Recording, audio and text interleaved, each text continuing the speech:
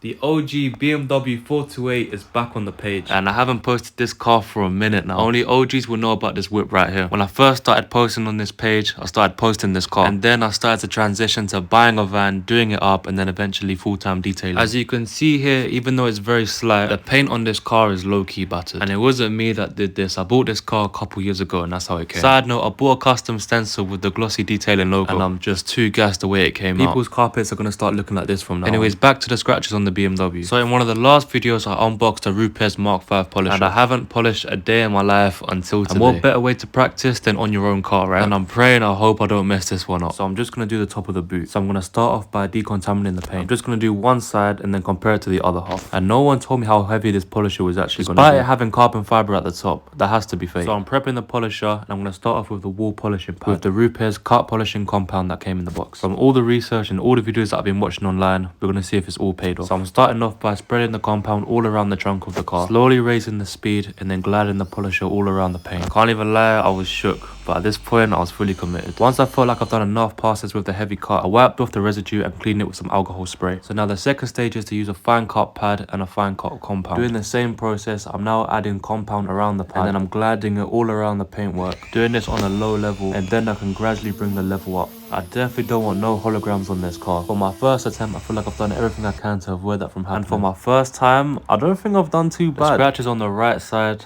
aren't visible on the left side.